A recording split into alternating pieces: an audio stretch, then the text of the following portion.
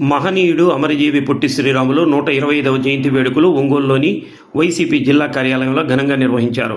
జిల్లా పార్టీ అధ్యక్షుడు బూచేపల్లి శివప్రసాద్ రెడ్డి ఆదేశాల మేరకు చేపట్టిన కార్యక్రమంలో పార్టీ నాయకులు, కార్యకర్తలు మహనీయుడు పొట్టి శ్రీరాములు చిత్రపటానికి పూలమాలలు వేసి నివాళులర్పించారు.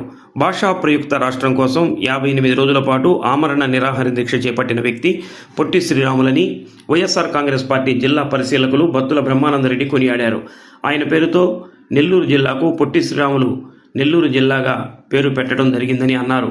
నేటి తరం యువత పొట్టి శ్రీరాములను ఆదర్శంగా తీసుకుని ముందుకు నడవాలని ఆకాంక్షించారు. ఈ కార్యక్రమంలో వైఎస్ఆర్సీపీ వాణిజ్య విభాగం రాష్ట్ర అధ్యక్షుడు కుప్పం ప్రసాద్, క్రాంతి కుమార్, దాసరి కరుణాకర్, రవణమ్మ, మీరావళి, పేరం ప్రసన్న తదితరులు పాల్గొన్నారు.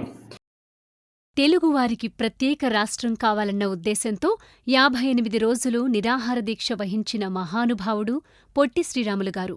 ఇలా మన ఆంధ్రప్రదేశ్ రాష్ట్ర ఆవిర్భావానికి ప్రాణత్యాగం చేసిన మహానుభావుడి జన్మదినాన్ని పురస్కరించుకుని ఈ రోజు ఆయన గురించి తెలుసుకుందాం. ఈయన చెన్నై జార్జ్ టౌన్లో మార్చి 16వ తేదీ 1901వ సంవత్సరం. ఈయన తల్లి శ్రీమతి మహాలక్ష్మి, తండ్రి శ్రీ గురవయ్య. ఈయన విద్యాభ్యాసం చెన్నైలోనే జరిగింది. ముంబైలో ఆరోగ్య విద్య అభ్యసించారు. తర్వాత రైల్వే ఉద్యోగిగా చేరారు. చిన్నతనంలోనే ఈయన భార్య మరణించడంతో ఇహసుఖాలపై విరక్తి కలిగి తన జీవిత లక్ష్యాన్ని దేశ సేవ వైపే కేటాయించారు. గాంధీజీకి ఈయన తీరు నచ్చింది. నిజంగా ఇలాంటి దీక్షాపరులు మరో 10 మంది ఉంటే చాలు, ఏడాదిలో మన స్వాతంత్రాన్ని సాధించవచ్చు అన్నారు. పొట్టి శ్రీరాముల వారు గాంధీజీ ఆశ్రమంలో చేరారు.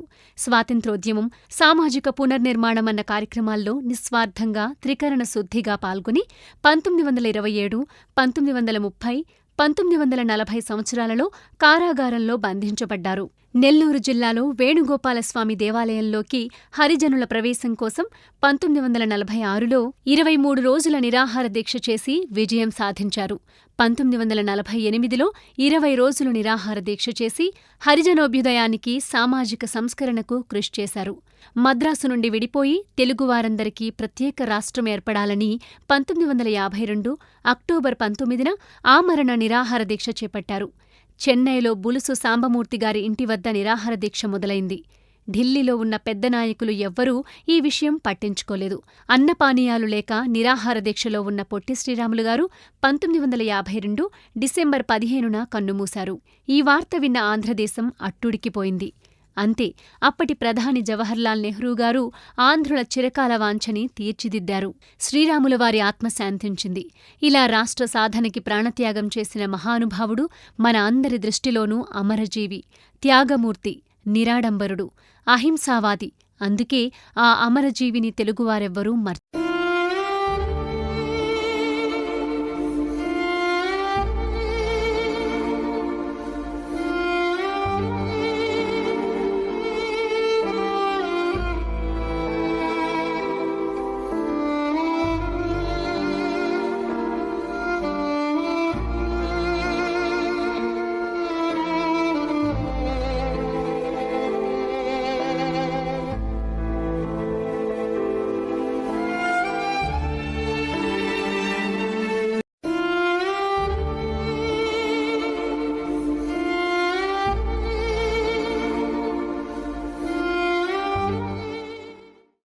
భారతదేశంలోనే అకుంఠితమైనటువంటి దీక్షతో స్వాతంత్రం వచ్చిన తర్వాత ఉమ్మడి మద్రాసు రాష్ట్రం నుండి భాషా ప్రయుక్త రాష్ట్రాలు కావాల్సినటువంటి అవసరం ఉంది.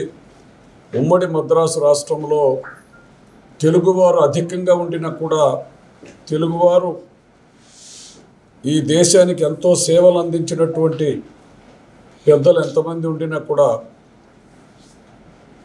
అక్కడ సరైనటువంటి ప్రాతినిధ్యం, అభివృద్ధి కూడా కుంటుపడినటువంటి పరిస్థితుల్లో ఇది ఖచ్చితంగా భాషా ప్రయుక్త రాష్ట్రం కావాలి అనేటటువంటి దృఢమైనటువంటి నిర్ణయంతో చాలామంది కావాలని చెప్పి అడిగిన వారి యొక్క అభ్యర్థనను మన్నించినటువంటి పరిస్థితులు లేవు. కానీ అమరజీవి పొట్టి శ్రీరాములు గారు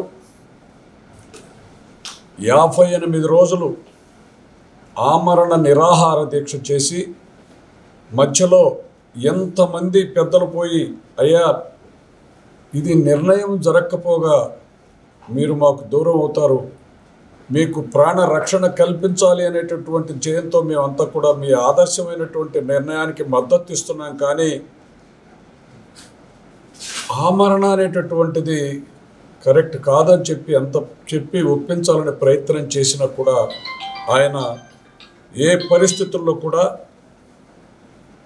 భాషా ప్రయుక్త రాష్ట్రంగా తెలుగు రాష్ట్రాన్ని సాధించేంత వరకు ప్రాణం పోయినా పర్వాలేదు కానీ నేను విశ్రమించడం చెప్పి 58 రోజుల పాటు ఆమరణ నిరాహార దీక్ష చేస్తే అసూలు పోశారు. ఆ మహనీయునికి ఆయన వీర మరణం చెందిన తర్వాత ఆనాడు ప్రధానమంత్రి జవహర్లాల్ నెహ్రూ గారు ఆంధ్ర రాష్ట్రానికి ఖచ్చితంగా ప్రత్యేకమైనటువంటి తెలుగు రాష్ట్రంగా భాషా ప్రయుక్త రాష్ట్రాలుగా నిర్ణయం చేయవలసినటువంటి అవసరం ఉందని చెప్పి ఆనాటి ప్రధానమంత్రి జవహర్లాల్ నెహ్రూ గారు ప్రకటించారు. అలాంటి మహనీయులకి ఈ రోజున రాష్ట్ర వ్యాప్తంగా కూడా గ్రామస్థాయి నుండి అమరజీవి పొట్టి శ్రీరాముల వారికి నివాళులు అర్పిస్తూ అలాంటి ఆదర్శమూర్తి అయినటువంటి పొట్టి శ్రీరాములు గారి యొక్క ఆశయాలను స్థిరపరిచేటటువంటి విధంగా వైఎస్ఆర్ కాంగ్రెస్ పార్టీ నాయకులు దివంగత ముఖ్యమంత్రి వైఎస్ రాజశేఖర రెడ్డి గారు ఆనాడు ఆలోచన చేయడం, ఆ తర్వాత గౌరవనీయులు మాజీ ముఖ్యమంత్రి వైఎస్ఆర్ కాంగ్రెస్ పార్టీ అధ్యక్షులు జగన్మోహన్ రెడ్డి గారు ఆలోచన చేసి నెల్లూరు పొట్టి శ్రీరాములు జిల్లాగా కూడా గుర్తించినటువంటి పరిస్థితులను కూడా ఈ సందర్భంగా గుర్తు చేసుకుంటూ భవిష్యత్ తరాలు యువతంతా కూడా అలాంటి అమరజీవి పొట్టి శ్రీరాములు గారి యొక్క ఆదర్శ భావాలన్నింటినీ కూడా భవిష్యత్తులో అమలుపరిచేటటువంటి విధంగా అంత నిజాయితీగా కేవలం నా కుటుంబం కాదు, ఒక వ్యక్తి కాదు, ఈ సంఘం అనేటటువంటిది, రాష్ట్రం అనేటటువంటి దాన్ని, దేశాన్ని, అభివృద్ధిని కాంక్షించాలి అనేటటువంటి ధ్యేయంతో కొనసాగినటువంటి మహనీయునిగా వారిని కొలుస్తూ వారిని పూజిస్తూ వారికి భౌతికంగా మన ముందు లేకపోయినా 125 సంవత్సరాల వయస్సు కలిగినటువంటి వారికి బాహ్యంగా ఈ రాష్ట్ర అభివృద్ధికి వారి ఆశీస్సులు ఎల్లప్పుడూ ఉండాలని కోరుకుంటూ వారికి హృదయపూర్వకమైనటువంటి నివాళులు అర్పిస్తూ ఉన్నాను.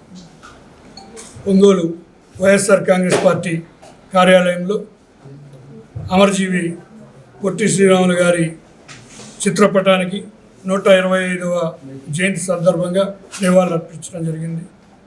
ఈ ప్రపంచంలో ఒక ఆశయం కోసం 58 రోజులు ఆమరణ నిరాహారం చేసి ప్రాణత్యాగం చేసినటువంటి వ్యక్తి, ఏకైక వ్యక్తి అమరజీవి పొట్టి శ్రీరాములు గారు. వారిని ఆంధ్ర రాష్ట్రం ప్రజలందరూ కూడా ఎప్పటికీ మర్చిపోరు.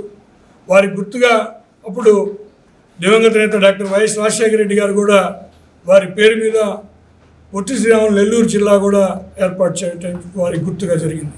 అదేవిధంగా ఎప్పటికీ ఆయన ఆంధ్ర రాష్ట్ర ప్రజలందరూ కూడా గుర్తుంచుకోవాలని కోరుకుంటూ వారికి ఇవాళ ఇక్కడ నివాళులు అర్పించడం ఘనంగా ప్రతి ఒక్కరు కూడా, ఈ రాష్ట్రంలో ఉన్న ప్రతి ఒక్కరు కూడా ఈ ఆంధ్ర రాష్ట్రం కోసం వారు పాటుపడే విధం అంతా కూడా గుర్తుంచుకోవాల్సిన అవసరం ఉందని తెలియజేస్తుంది.